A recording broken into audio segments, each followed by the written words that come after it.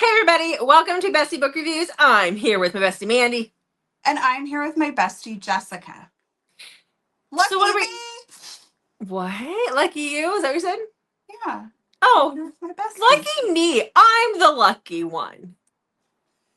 Okay, so today's video is books that need more hype. We have 10 books for you that need more hype. They're really good books that you just don't hear about all that often.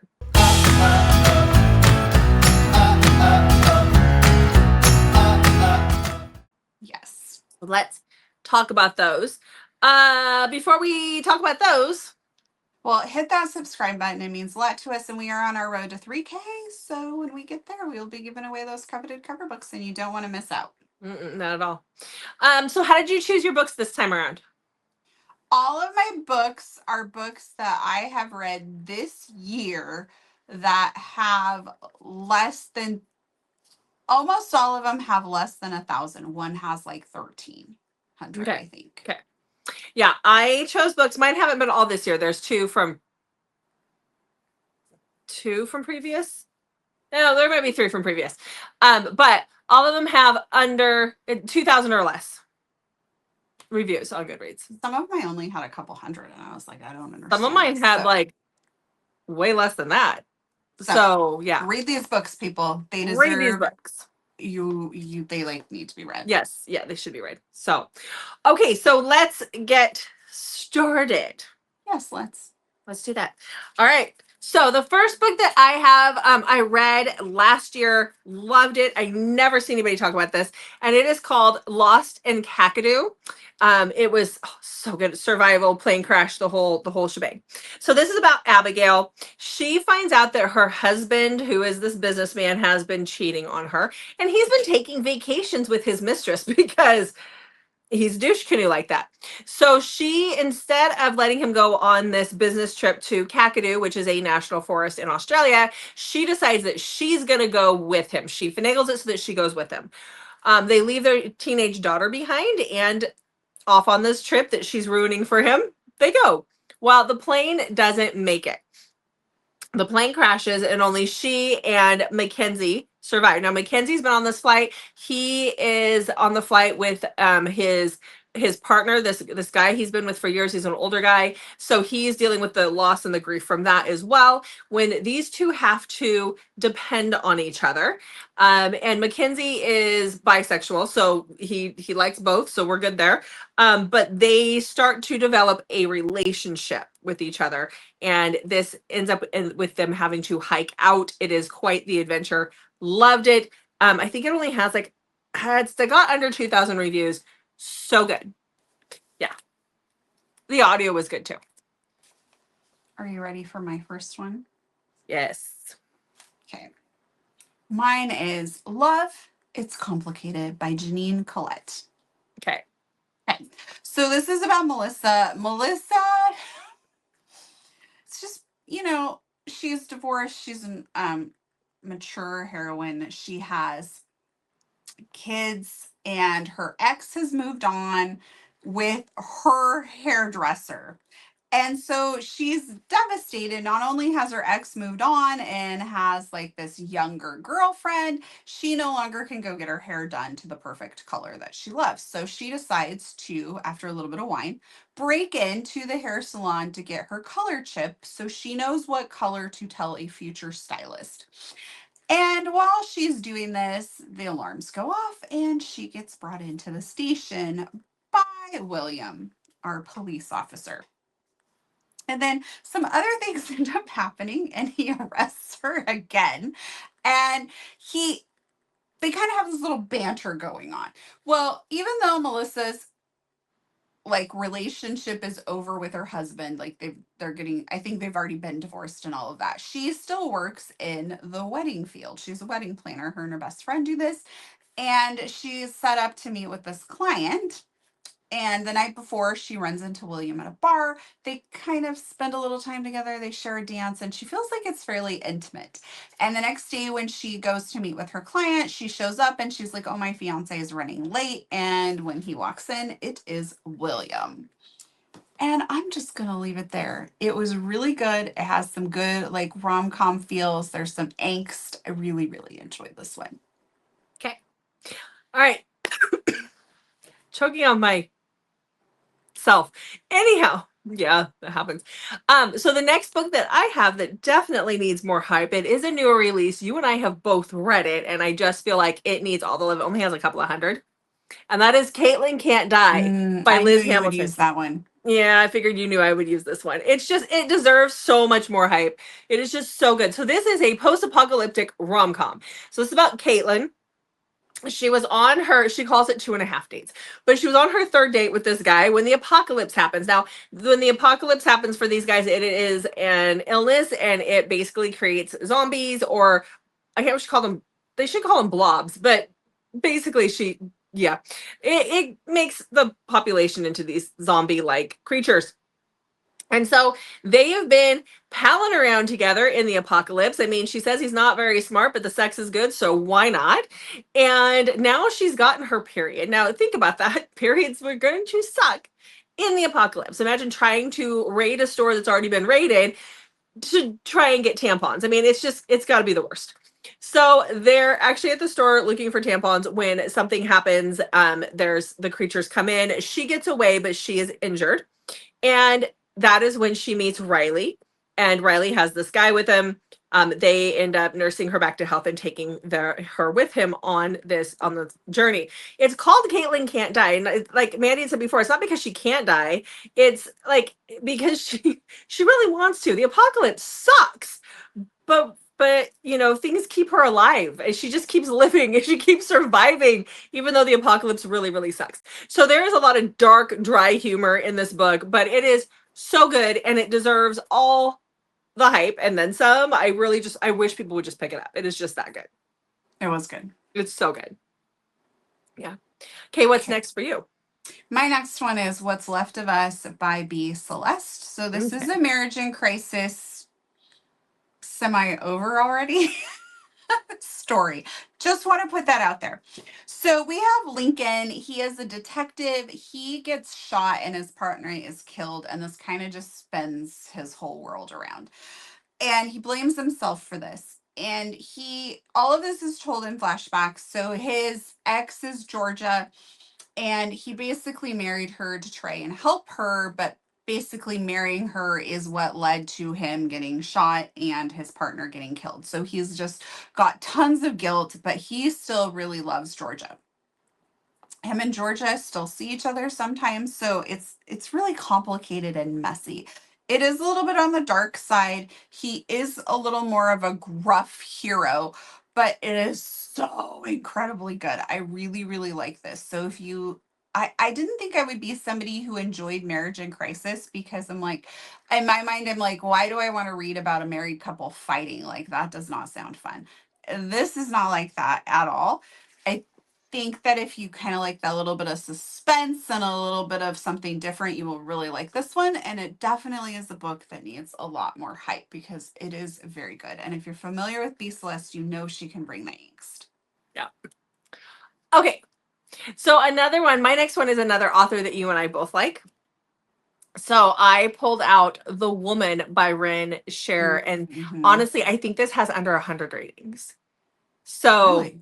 yeah, it really should be read. Like, it's different from anything that she's written before, and she even said that in her interview. And like, she doesn't know how to categorize it because it is so different. So this is a dystopian one, is what we would call it. So, and yeah, this is The Woman by Ren Scher. And this is about Avery and Phoenix. So this is a dystopian world. And in this world, women, basically we're all a bunch of Stepford wives. Like, we don't possess the ability to have our own thoughts, our own wants, our own desires. And so when we're about the age of, women are about the age of 5, they're sent to these facilities where they're trained in how to properly care for a man and all that entails. And then when they're of age, when they're a certain age, I think they have to be in their 20s, then men will come in and they will choose a woman to be their companion. Now, these men have to be, I believe it was like 30 or 35 before that could happen. And they've had to have a steady job. Like, they have to prove all these things before they can come and get themselves a companion.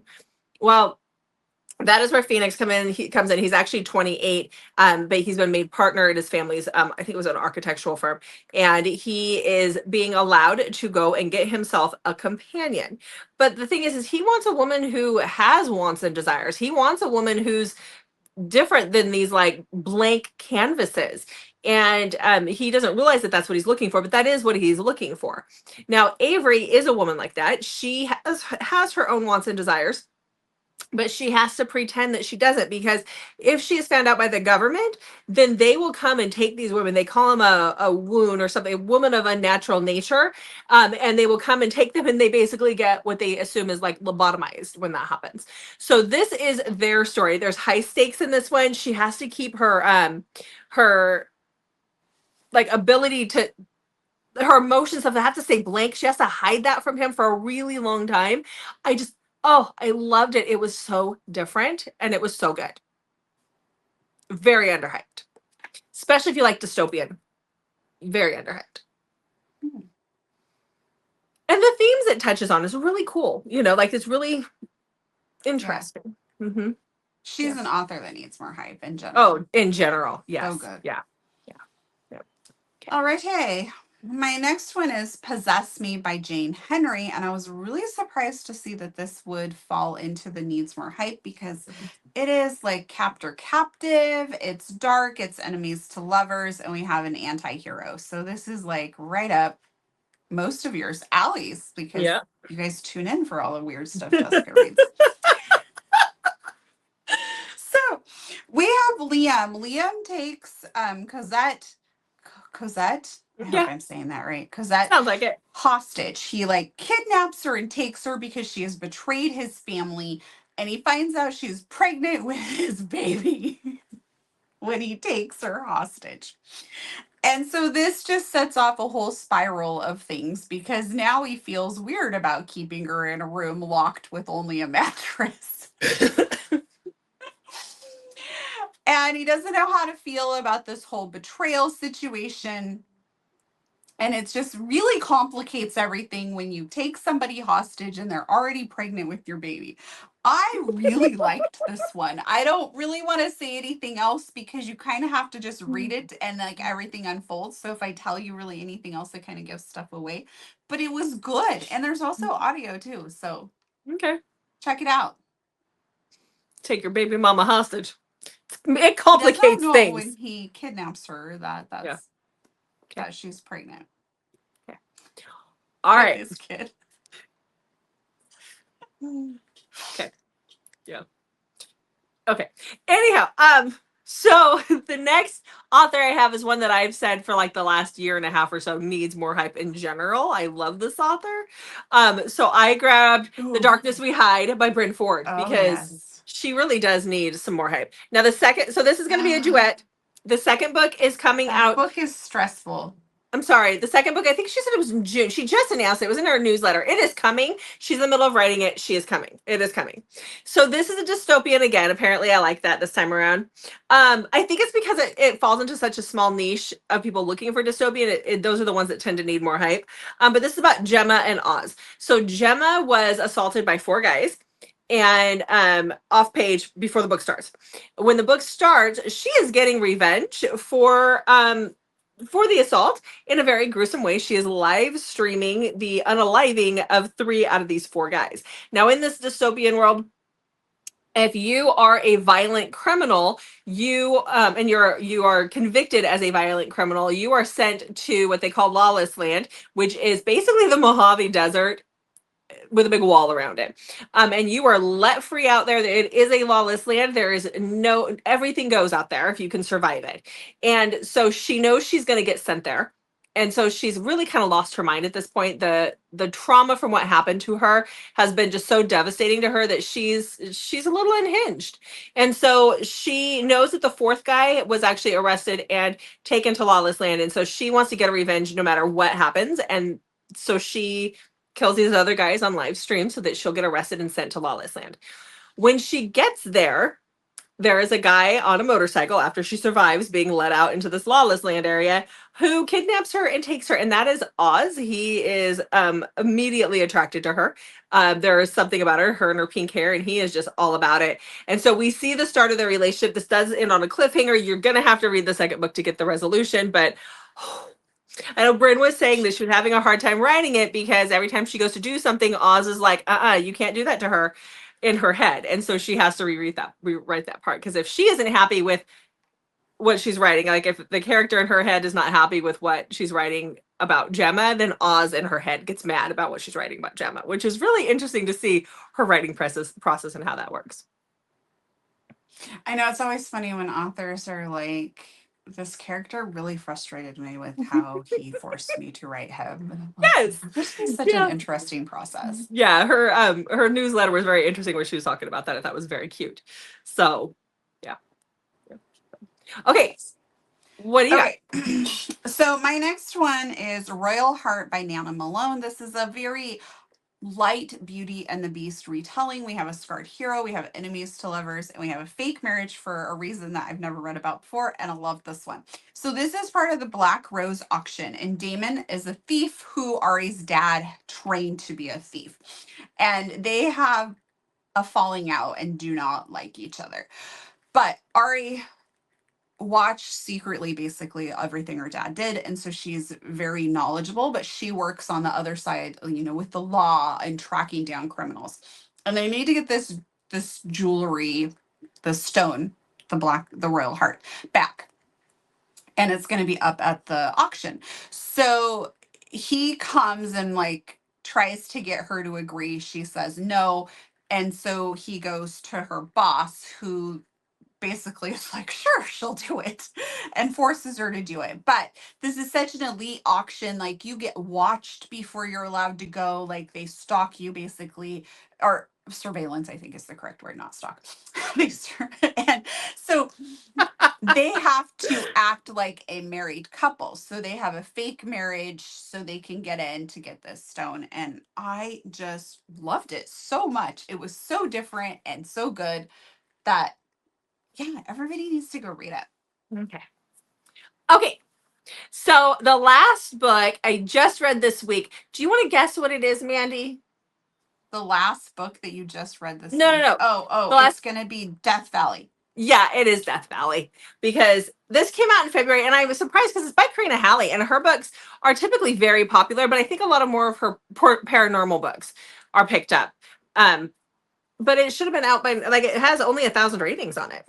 So it's very interesting. So again, yeah, Death Valley. Oh my God, I love this book so much. So we have to talk about it, and more people need to be reading it. So this is about Aubrey. Her sister was obsessed with the Donner Party. Obsessed with the Donner Party. So 3 years before this book starts, her sister went missing in the Sierra Nevadas because she was going to where the whole Donner Party situation had happened that winter. And she was just obsessed with going. And like, she talked about it all the time and talked about how the mountains were calling her and were drawing her to the mountains. So Aubrey has seen that there's a tracker who lives at the foothills. He has a ranch at the foothills of these mountains of the Donner Pass, and that he helped find a missing hiker a few days before she comes to the ranch to ask him to help her, because she knows something happened to her sister. She knows it's been 3 years and they're probably not going to find a body. But the question is, are they actually going to find a body? Because is she living or is she living? Because there is this folklore about the others out there. It is kind of like a White Walker type situation. Jensen agrees to take her up there reluctantly with a group of guys. Nobody is safe in this book. It is very suspenseful. You are on edge. I was getting scared reading it at night. From the minute you start, it is spooky. It is definitely dark cowboy mixed with White Walkers from Game of Thrones. It is so freaking good. Plus, you also have that aspect of history, and the history of the Donner Party and all that entails, and how horrible and horrific that was. From like, that's all woven in here. It was just, it is just so friggin' good. So it needs more hype for sure. And I probably will get it at some point once it gets picked up. But it is a dark romance, and it's also got its own little niche there. So maybe it will, maybe it won't. But I'm assuming it will. It should. It deserves it. Okay. It scared me. Okay. Okay. What's your last book? My last book is The Strike Zone by Lulu Moore. And Jessica, I realized after we did our March wrap up, Mm-hmm. because we were kind of in a hurry to get it done before I had to leave. Yeah. And I realized that I had written down my 5-star books from all of March, like prior to that week. And this was a book I read that week that should have been on my 5-star list. And it probably would have been in my top 5 for March. And I forgot it. So then I'm like, okay, I'm just going to remember to add it in for April. But Yeah. April has been so good that Yes. Yeah. I'm not going to be able to participate this month. Great. But anyway, so Okay. when we're doing this video, I'm like, this is perfect. I can like talk about this book again. So this Yep. is The Strike Zone by Lulu Moore. It is phenomenal baseball romance. So it also has audio too. So this is about Scout and Parker. Scout is working as the social media manager for the baseball team, and she is very focused on work in like next promotions and all of that. So she's just kind of got her, like doesn't want to be distracted by other things. And Parker has had a crush on her for some time, but she was with somebody else. It's a new season and she's no longer with him. So he's like, this is my chance. I'm going to make my move. But there is a new clause in place that if any of the players want to date anybody in the organization at all, they have to fill out a form with HR. So that means even like a date, this has to be filled out. So that makes it kind of awkward to ask somebody out on a date when you're like, oh yeah, and then we have to go fill out a form with HR. But Scout does not want anything to derail her from getting this promotion, so she's very hesitant to get involved with Parker. So Parker decides to just be friends with her, and then that's going to kind of lead them down another path. I really, really enjoyed it. It was so good. Good. So I was surprised to see it doesn't have more hype, especially since we're like, aren't we in the throw? I don't follow baseball, but this is the throes of baseball season, right? Sure. It's spring. Well, it is for the kids. I don't know when baseball season actually happens, like the actual I think baseball it started. MLB. I'm pretty sure because my grandma like gets very very into it and posts a lot of her complaints on Facebook about her team. It's cute. Yeah. But Mm-hmm. they have not done well, I don't think, since like the 90s. And I think, I mean, if I remember right, it has to be this time of year because I was very It goes early. for like the whole fucking year. Baseball. I just remember It I was like about, goes into football season and everything. Baseball needs to stay in his lane. yeah, because when I remember going to a baseball game in Seattle when I was about 3, 4 months pregnant with Ella, with my youngest, because I remember feeling her kick for the first time at that game. And that was early summer. It had to have been in June. I don't know. Anyhow, okay, might have been in She was July. an early kicker. Are Well, you it was sure it my wasn't third. gas? I'm sure it wasn't gas. She was my third. I knew what kicking felt like. Thank you very much. That's a throwback joke. Yes, that is a throwback joke to when we were teenagers. When I was ovulating, my mother kept asking me if she thought it was gas. I thought it was gas, or if it was gas. She was insisting it was gas, and I was in pain ovulating, and that's not what it was. It's not gas. I Kept just yelling remember it. you screaming, "It's not gas!" Was in so much pain, and that woman just kept insisting it was gas. Anyhow, So we got some comments about how people like really love our banter and how authentic we are. And the other day we were having this conversation and we both just like started laughing so hard. And that like is very typical when we're around each yeah. other. And it just made me think like if anybody doubts like how we behave with each other on here, like that was just like, I mean, we are always like this. Like I was Always. asking you, what was I asking you? I was asking you why you didn't help me with something. What was it?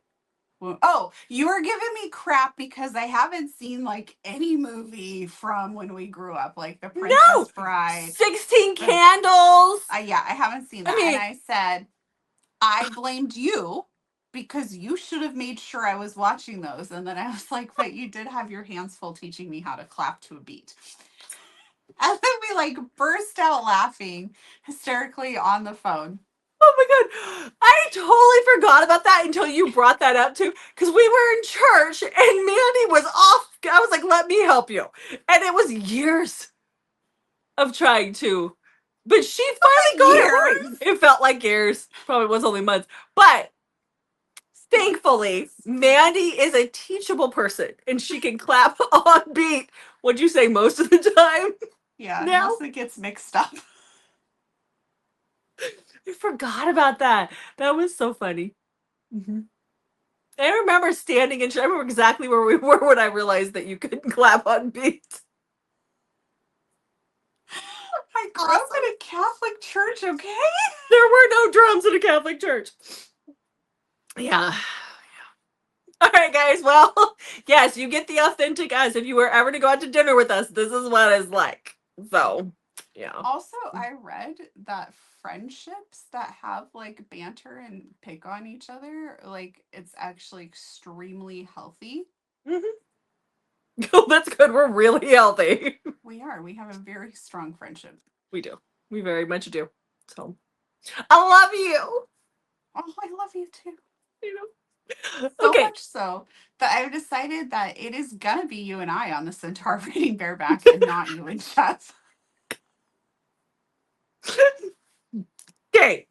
I look forward to seeing that. That makes so much more sense. Than I realized. Why would Jeff want to be on a centaur? I mean, it's like a half dude, half horse. That is like a me and you situation on the horse. I was gonna say maybe Jeff's face could be the centaur. But that's really bad. No. So the centaur will just be some random centaur.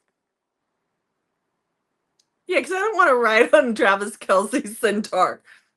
That's a you thing. Maybe it could be an Australian centaur.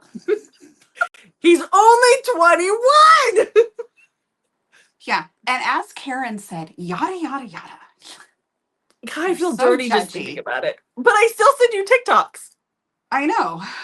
So really, who's I feed into your delusion. Yeah. It's all good. So we're just talking about the Bonds commercial if nobody's seen that. I'm sure it's everywhere. So, all right. So Jessica and I are getting ready for our Australian zoo trip. Gotta go back for our Australian trip. Okay. All right, guys. I meant book trip. Uh-huh. There's a Gold Coast signing we're going to. With a detour to the zoo, apparently. Karen said it's that where it is? Away. Oh, okay. Makes sense. Well, I just want to go to the zoo to go to the zoo, but I mean, that isn't gonna hurt anything either. Taylor Swift and Travis Kelce went to the zoo. Don't Jensen lie. Ackles You has know been there. darn well why you want to go to that zoo. It's not for the gators, that's for sure. Exactly. A little bit for the gators. I want to, yeah. Okay, guys, let's wrap this up. We're losing them, Mandy. We're gonna lose them. Yes. So please stay subscribed, like and comment. Let us know what are some books that you like. Are you going to read any of these books that need more hype?